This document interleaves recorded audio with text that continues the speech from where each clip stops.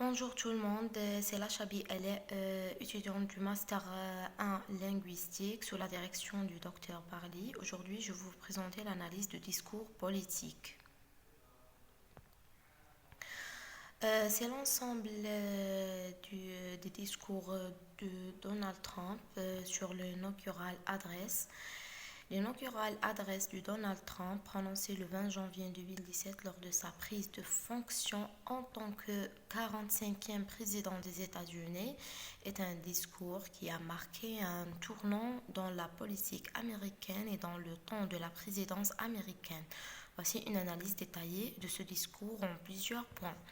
Premièrement, c'est le contexte et tonalité générale. Le discours de Trump a été prononcé dans un contexte de profonde division politique et sociale aux États-Unis suite à une campagne présidentielle particulièrement houleuse et marquée par des accusations de populisme et de nationalisme et de rejet des élites traditionnelles. Trump est un président qui arrive au pouvoir après avoir défié le système politique établi, ce qui se reflète directement dans son discours. Le rejet de l'établissement et des élites. Le discours commence sur une note où Trump met en avant l'idée de rendre le pouvoir au peuple. Il critique ouvertement les élites politiques, économiques et médiatiques qu'il accuse d'avoir abandonné les intérêts du peuple américain, qu'il évoque la nécessité de renverser un système où les politiciens s'enrichissent alors que le peuple souffre et fait de son ascension une victoire contre ces élites. Exemple, aujourd'hui, nous transférons pas seulement le pouvoir d'une administration à une autre ou d'un parti politique à un autre. Nous transférons le pouvoir de Washington, D.C. et le donnons à vous, le peuple. Cette phrase marque l'essence de son discours, la volonté de renverser les structures traditionnelles et d'incarner un changement radical. Le troisième, c'est le nationalisme économique et protectionnisme. Trump adopte une approche économique clairement protectionniste.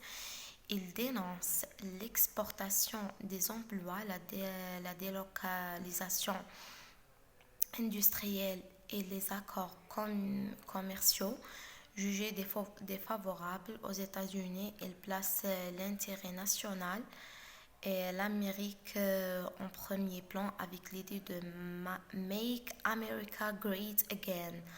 En instant sur la nécessité de redonner aux travailleurs américains leur place centrale dans l'économie. Exemple, nous mettrons fin à la guerre contre l'industrie américaine. Nous allons reconstruire nos routes, nos ponts, nos aéroports, nos tunnels, nos voies ferrées, nos écoles et nos hôpitaux.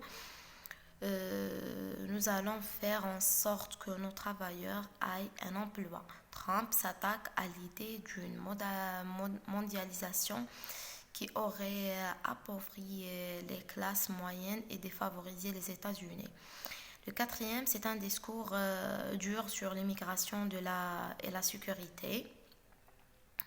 Trump évoque la question de l'immigration qui lie directement à la criminalité et à la sécurité nationale. Il fit une promesse ferme de sécuriser les frontières, notamment en construisant un mur à la frontière avec le Mexique et de mettre en œuvre des politiques visant à protéger le peuple américain des menaces extérieures. Exemple, nous allons protéger nos frontières du terrorisme islamique radical qui cherche à détruire nos gens et nos modes de vie. Il pose ainsi l'immigration et la sécurité comme des propriétés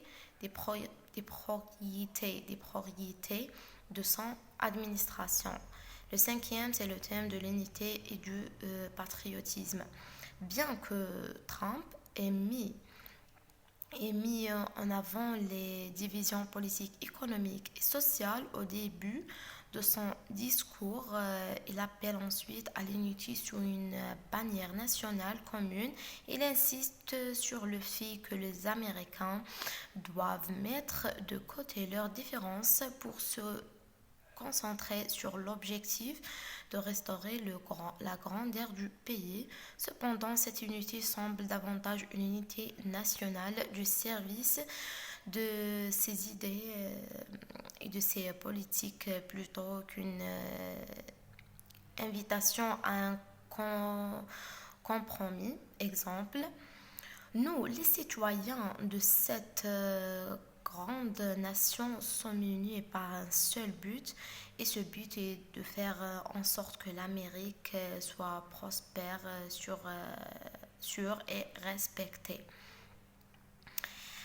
Il fait appel à un patriotisme basé sur l'autosuffisance et le nationalisme. Si c'est la dimension populiste et le style direct, le discours de Trump se distingue par un style simple, direct et sans ambiguïté, souvent vu comme un signe de son populisme. Il utilise des formules chocs et percutantes pour se connecter directement à son auditoire, en particulier à ceux qui se sentent laissés pour compte par le système politique traditionnel. Exemple, ce que nous avons vécu ces dernières années n'était pas de l'administration, c'était un pillage. Un pillage. Ces phrases visent à renforcer son image de Trump contre le système. 7. Les références à la grandeur, l'Amérique. Trump fait une grande place à l'idée de grandeur retrouvée, notamment à travers des images d'un passé glorieux. Il parle de l'Amérique comme d'un pays exceptionnel qui doit être restauré dans sa splendeur par ses citoyens eux-mêmes. Exemple, le monde n'a jamais vu une puissance économique comme celle des États-Unis. Cela évoque la notion de destinée manifeste de l'idée que les États-Unis ont une mission spéciale dans le monde. Le 8. Le rejet des compromis politiques traditionnels. Trump adopte un ton qui rejette les pratiques politiques traditionnelles, met en avant l'idée que l'ancienne politique de compromis a échoué. Il se positionne comme un agent du changement sans volonté de faire des concessions aux partis opposés. Et enfin, la conclusion ensemble, le discours inaugural de Donald Trump en janvier 2017 reflète sa vision populiste, nationaliste et anti-establishment ou établissement. Il présente un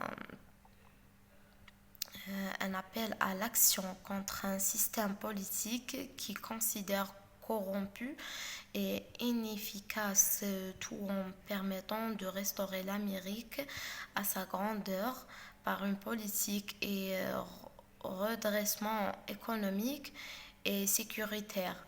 Il s'agit aussi d'un discours qui, tout en cherchant à nuire les Américains sous un objectif qu'on reste centré sur des valeurs conservatrices, protectionniste et populiste, avec un style de la communication brut et direct. Trump a donc utilisé ce discours pour poser les bases de son mandat qui allait être marqué par une forte polarisation politique, un